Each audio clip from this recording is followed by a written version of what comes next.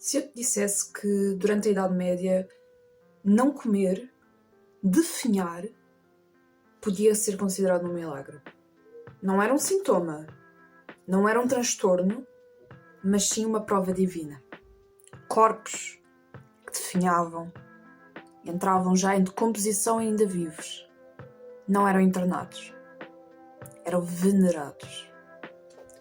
O que hoje chamamos de anorexia, já alguma vez foi ontem uma santidade. Talvez o que seja mais perturbador não seja a semelhança física da pessoa, mas a lógica simbólica por detrás dela. O meu nome é Bia Tis, ou como lhe quiserem chamar, Tis não Bia, e hoje vamos falar sobre o milagre da anorexia.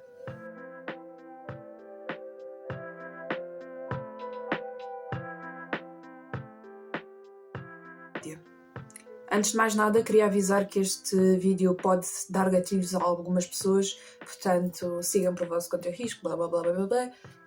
E é isso.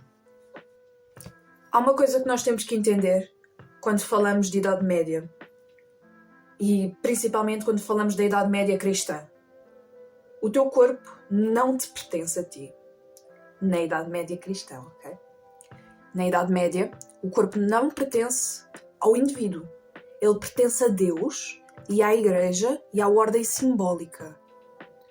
Ou seja, sofrimento físico, dor, pânico, medo, são coisas que não são de evitar. Muito pelo contrário, são coisas que se deveriam oferecer. E quanto mais o corpo doía, mais a alma se aproxima do sentido divino.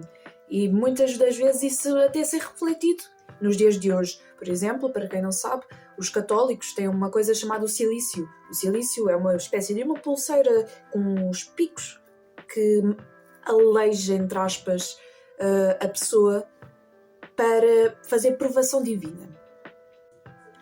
Lembrando que comer é um prazer e prazer é suspeito, logo a fome é uma virtude. Não comer não era uma ausência, foi uma linguagem. O corpo magro, frágil, transparente, era um corpo que já dizia, já falava por si só, como eu não pertenço aqui, eu já estou acima de vocês. E acreditem ou não, este delírio todo tem um nome, é um fenómeno e chama-se anorexia mirabilis, a fome, como um milagre, fome milagrosa. Sobretudo mulheres jovens que afirmavam viver apenas de hóstia, sem pão, sem carne, sem qualquer sustento de terreno, foram muitas vezes canonizadas até pela Igreja Católica. Como é o caso de Santa Catarina de Siena, que é o exemplo mais conhecido de todos, que jejuava até ao limite da sobrevivência. Vomitar era a purificação, comer causava culpa e o corpo tornou-se um palco de conflito espiritual muito violento. É bom reforçar que nesta altura não havia nenhum tipo de patologia definida como um transtorno de anorexia ou um transtorno bulímico. Não, muito pelo contrário. Isto para eles era mesmo uma questão de fé, era um excesso de fé. E aqui está o ponto crucial. A sociedade recompensava estas mulheres durante esse comportamento. Eram visões, era reconhecimento, era autoridade moral, escuta. O corpo que desaparecia ganhava voz. Agora vamos dar um desviozinho importante aqui. Estas mulheres não tinham qualquer tipo de poder político, não tinham poder económico, nem poder intelectual formal. Mas elas tinham o seu corpo, o corpo magro e quase que voava com o vento. E esse corpo, que era levado ao extremo, tornou-se a arma mais simbólica possível. Recusar comida era recusar o mundo masculino, material, terreno. Era dizer não para um casamento, não à maternidade, não à submissão tradicional. E essa fome sustentava-se como uma forma de negação do papel imposto da sociedade a essas mulheres. Totalmente distante da nossa ideia de anorexia, que é uma imagem muito mais de submissão ao papel masculino. Embora que, paradoxalmente, ao destruir o seu corpo, estas mulheres conquistavam-se sempre num lugar de autoridade espiritual. Um corpo que ficava fraco Quanto mais alto ele ficava, quanto mais fraquinho ele ficava, mais forte ele era. Agora a coisa vai começar a ficar um bocadinho desconfortável. Porque quando estas figuras de anorexias milagrosas são as mulheres, no mundo onde o corpo feminino era visto como mais carnal, mais tentador, mais pecaminoso, é a única forma total de pureza que uma mulher poderia alcançar. E aí é que entra. Mas ao fazer isso, esse definhar tudo iria acabar com apagar a sua vida, apagar o seu corpo, se é que me entendem.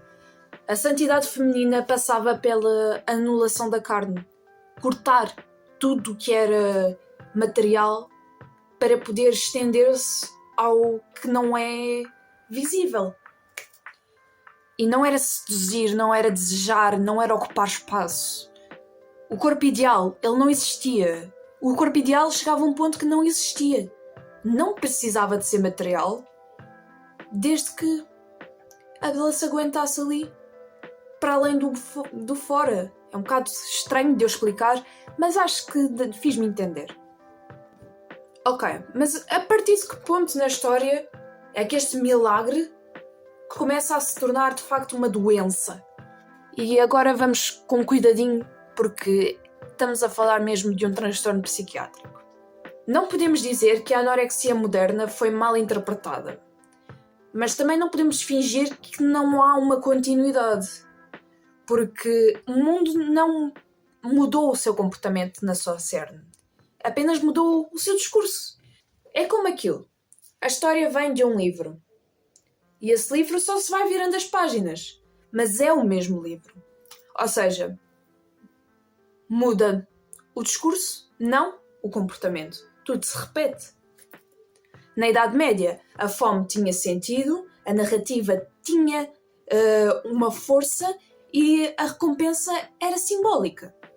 No entanto, hoje a fome é silenciosa, é privada e é patologizada.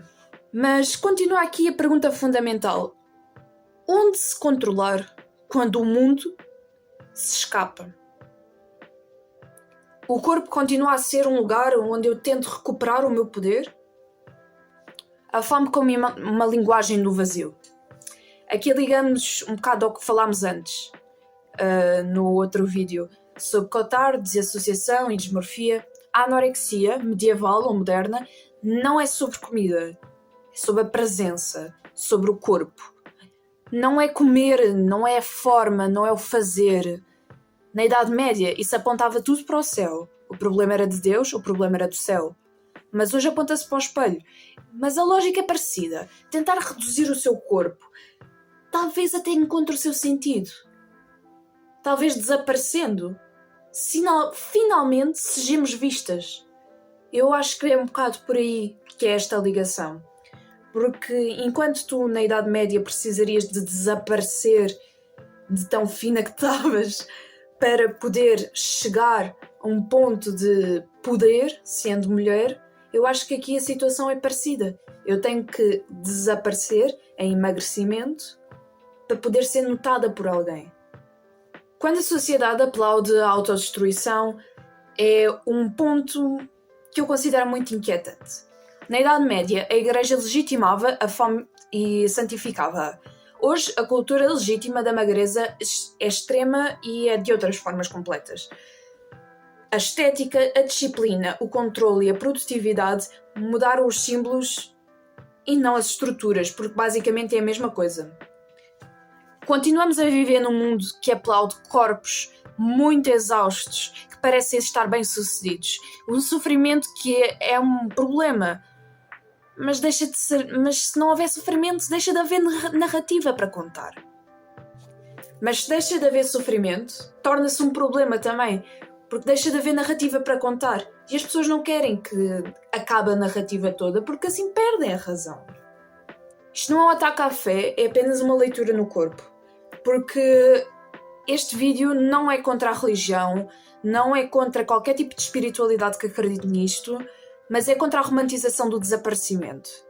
Porque sempre que a cultura é transformada em negação do corpo e transforma essa negação do corpo quase que uma virtude, alguém vai-se tentar a desaparecer durante... Porque sempre que alguma cultura transforma a negação do corpo em uma virtude, alguém vai tentar desaparecer para ser aceite. E eu acho isso totalmente errado. Ontem chamava-se milagre. E hoje chama-se autocontrole. Mas o custo é o mesmo. Vai dar tudo ao mesmo ponto. Talvez o mais trágico nestas histórias nem seja a fome, nem seja a dor, nem seja o sofrimento, mas sim o facto de que, desde todos os tempos que nós sabemos, uma mulher, para ser ouvida, para ser reconhecida, para ser considerada pura, deveria desaparecer. E eu falo em mulheres, mas isto também serve para homens. Qualquer pessoa que sinta e já parou-se para pensar: meu Deus, e se eu morresse, como é que as pessoas iam reagir? Nós vivemos num momento em que... desde sempre. Em que nós temos que pensar no limite para cogitar que alguém se preocupe connosco. O milagre não foi viver com comida, ou viver sem comer, ou foi qualquer destas coisas que eu estive a falar. O milagre mesmo foi sobreviver num mundo que só escutava corpos em sofrimento. Talvez a pergunta que ainda prossegue seja muito mais simples do que isso. As formas de desaparecimento que temos na nossa época continuam-se a chamar de virtudes. Obrigada por terem visto o vídeo, malta. Ok, eu sei que eu tenho 2 seguidores, é muito fixe. Obrigada por terem visto e fiquem para a próxima.